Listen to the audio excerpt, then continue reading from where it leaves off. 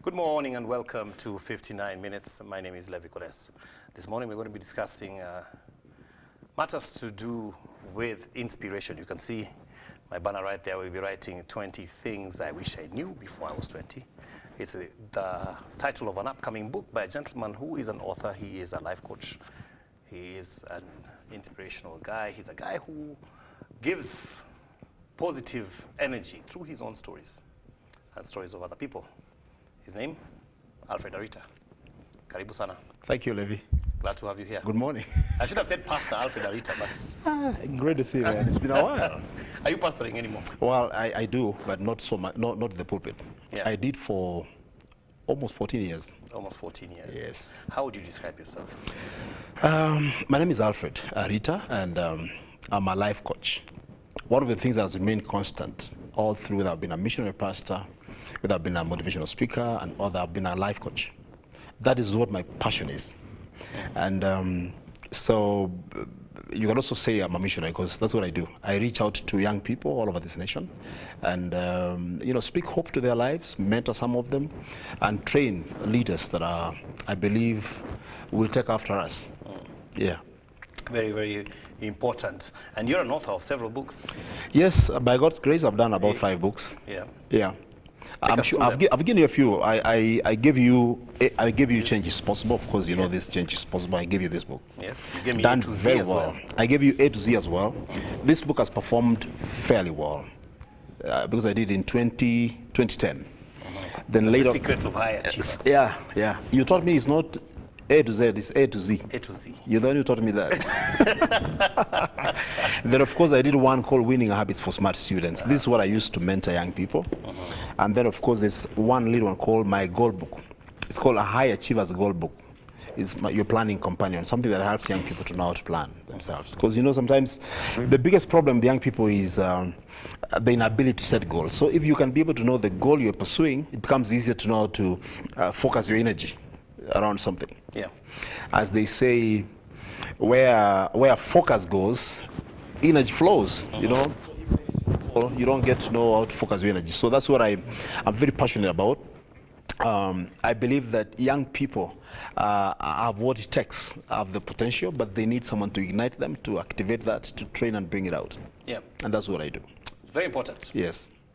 Tell me, Arita. Yes. A lot of people have not been able to write one book.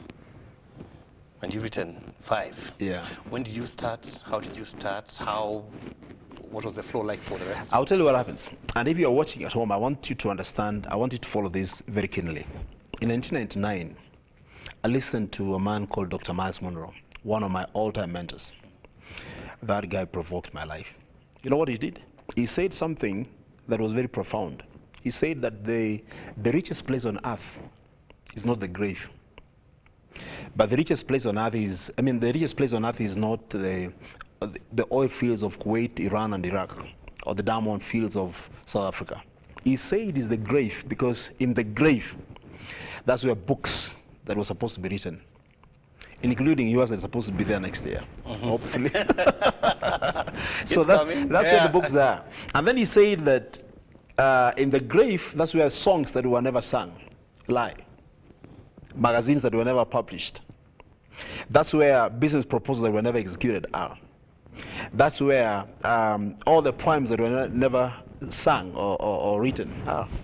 And that began a journey for me, because he challenged us about if you do nothing with all your experiences, all your knowledge, all your skills, all your competencies and everything, then you are a robber of the next generation. So if you die with all that you need to give us today, that we have lost so much, but the next generation has lost even more, because they will never know. They will never know how Levi thought. Yeah. They will never know how Richard thought. So I began then. But before I could write, I engaged in a reading program. I began reading books. I made sure every month I would read a book.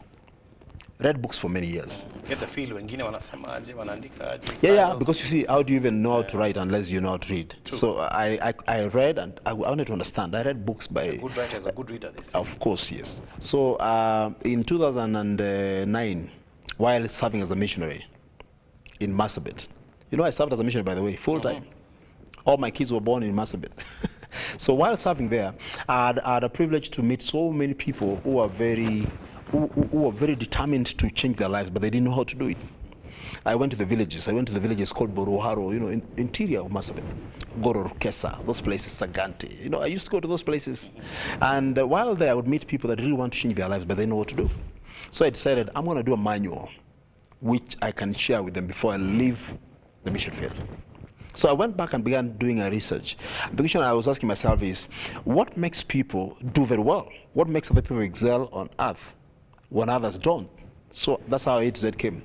So I was using it to mentor young people in that place, but I didn't know it would be a book. So later in 2010, I thought, wow, people love it. Why not publish a book? So I did it. So the first book came out in 2010. And ever since, the pressure of the readers. When is the next one coming? Actually, right now, I'm under so much pressure to do books. And that's how I've been able to do the rest of the books after that. And you've done quite a number. Winning Habits. Winning Habits. You seem to focus for smart students. Winning Habits for smart students. You've got Secrets High Achievers. You've got Change is Possible. Yes. And then you're even doing now 20 Things I Wish I Knew. Yes, and I'll tell you why You seem to focus on high school on guys. high school. The reason is, these are the leaders that we don't focus on so much. I have spent the rest of most of my life speaking to young people in schools. And I've learned so much from them in the process. You know, they tell you things that you sit back and wonder, do they know this much?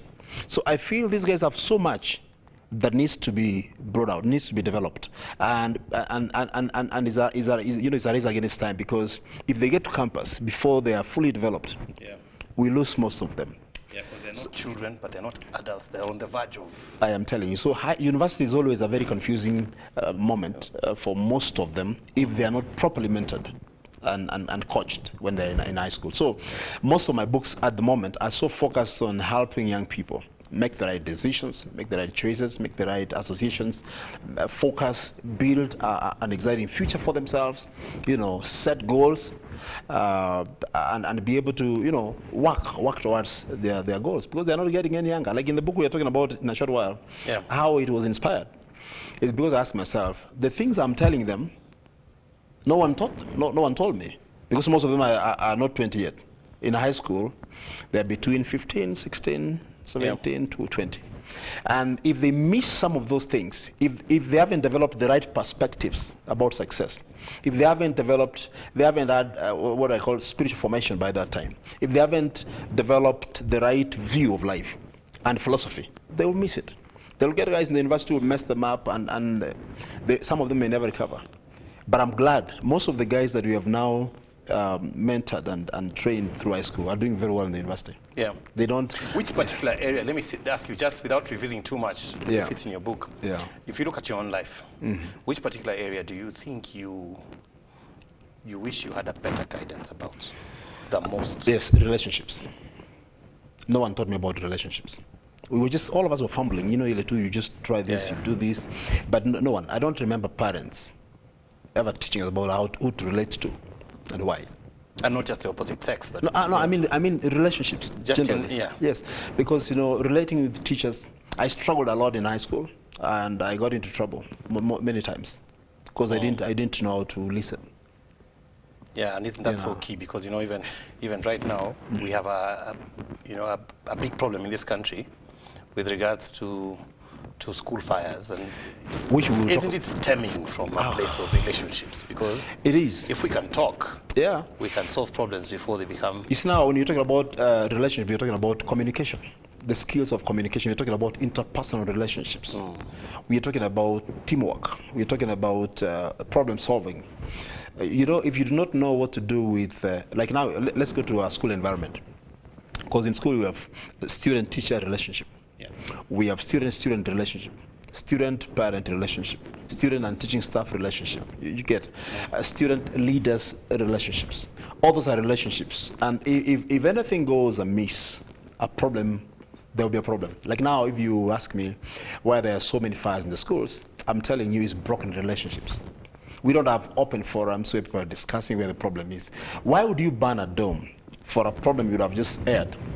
We don't want to do exams, period. We want to go home. Why don't you want to do exams? We are not prepared. If you're not prepared, what do we need to do? Do we need more time? But because they cannot explain what they want, they don't want to discuss their problem. They just go ahead and then ban. It's a form of expression, but a terrible one. But a rebellious one, a very terrible one, because it's costly. I was in Kakamega where I've been a mentor, and I tell you it was a bad experience, because you see parents have to pay all that much. Yeah, they said 9,200 to Kakamega. Yes, which you had not planned for. Yep. And then you ban. Some boys have also dared even to ban the second time. So some principals are not sleeping. But this writing of books has put you in not just in book sales. It has put you in direct interaction with with students as a coach. Correct. How did that happen? Tell me about the first one. Yeah, the first one. So Actually, the first time I went to preach, from 1999, I began going out. From the day I fast, the first time I decided I want to change my life. All right, and I decided to quit some company I was in. I used to drink a little, so I stopped that company. I left those friends I used to, hang out with. From that very moment, I began going out to the schools to share my experience. In fact, niamua kupangwa. In fact, mimi nilikubali kupangwa mimi, because I realized I am falling out with my parents. We are not doing very well. Okay, I was not doing very well with my brothers as well. So I realized that, I went home and humbled myself. I remember I used to stay in Kisi Town, where I did some very funny jobs, including shoe shining. Okay, so when I felt like I need to change, something told me you need to go and get your parents' blessings. So I went home and began helping my mom going to the river to carry water, going to the shamba to work, helping in getting some napier grass for the cow. And that's where I think my blessing came from. I went home and decided to just make everything with my parents first. Okay, so afterwards, from that home church, that's where they sent me to go to Bible school. That's how I went to Bible school, with the blessings of the parents and the church. Okay, so while I'm in Bible school, I begin sharing my story, because my life really was improving and doing very well. I was happy. I was a happy guy. People loved me, so they would invite me to speak to schools. I would go and speak and share my story of my transformation and my journey, how it happened. How did you stop drinking to beginning now dressing properly, speaking well, talking about God? You understand? So I would go out and share. So I didn't begin doing this for money, Levi. In fact, I used to feel so excited. I go to a place and I share with people, and they say, yes! They get so excited. Now I'm here. You know what? Guys, you can change your life. I remember one of my quotes used to be, you cannot change how you live unless you change how you think. As a man thinketh in his heart, so is he. So is he. All those things. So and they would say, wow, we are so touched. I never saw books.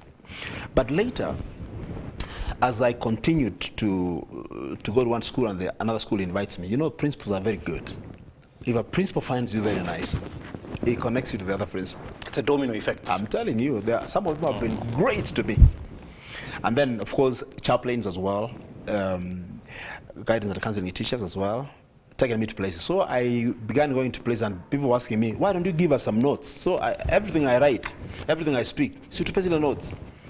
Then I realized, and I used to give them very gladly. So I thought, why don't I put all these notes now in a better way? And as a way of, because I realized also we have a problem, especially with Christian organizations. I want to say that very carefully. Some of them, they will tell you, God bless you. Oh, that was powerful. You have blessed us. Now may God bless you. Then you go home without fare. Or sometimes give you 500 shillings. We will pray for you. So I thought, well, I try to be open. So I realized, why can't I do something instead of blaming them? God has given me a platform. You see? Why can't I do those notes and turn them into a book? So instead of, once you have listened to me and you want to get these notes, there is a book. There's some 200 shillings. And it worked, Levi. Believe me, it worked. So my first book, when I wrote it, of course, I wrote the book when I was already working. Okay? But when I began going to places, ever since I wrote my books, every meeting I walk into, whether they pay me or not, I'll get fare back home. And I'll get milk from Isn't it interesting just how many people cannot even structure their own notes? I know. It's quite something. It's quite, the other day, Honorable Matiang was challenging us, saying, in Africa, leave around writing. reading is a challenge, which is true. That's why they say, if you want to write something from an African, put it in a book. You put it in a book. They say, yeah. But, and I tried it one time in a school. I put money in one of my books, and I put it in the library. I said, I've left treasure in that library. I'll come at the end of the term. Do you know I went to that library at the end of the term and I found my money there? 1,000 shillings. So that means no one opened that book. So the thing is, we are very poor in reading, and that explains why we are not very good we are very poor in reading. That's why we can't write. If we had a culture of reading, actually people read a very diverse perspectives. Because the only time you get into the world of others is when you get into their books or their minds. True. Like now, I enjoy reading your posts. You have no idea. I really enjoy it because I have about 10 guys that I usually go. No, there are those things we do for fun on social media, but there are those things I do for personal development. There are people I get into their pages and I read, and the moment I read their stuff, it opens me differently. I have so many guys who read my stuff. Okay, I'm very diverse. I share so many things. Sometimes political views, I share motivational stuff, biblical things. But there are things people get into my page to really, especially motivational stuff, people really connect that a lot. Yeah. So when I get to your stuff, I see this is how this guy thinks. I get to Miles Monroe's stuff. I get to John Maxwell. I get to DTJX. I get all these guys' worlds. That's how mind changes. In fact, if you listen to most of us today, even those who are professionals, most people stopped reading in the university. And you can tell from when they're engaging. If you engage them, you can tell. Some of them even write applications, and you wonder. You wonder. So if we can get guys reading, and the other day I was very disappointed about what we have become as a country. We are using very different languages. We are talking about this sharing now. We are talking about all manner of terms from artists. Get? As if what we learned in school was only for passing, but we're not using it anymore. If you hear in the streets what we're discussing, how we converse, it's totally different, because we're not reading. Because we don't read, we listen more. We listen to artists, we pick words. You hear things like Msame Omoka. If you trace that word, artist. You hear Mbogi Genja. You trace it, artist.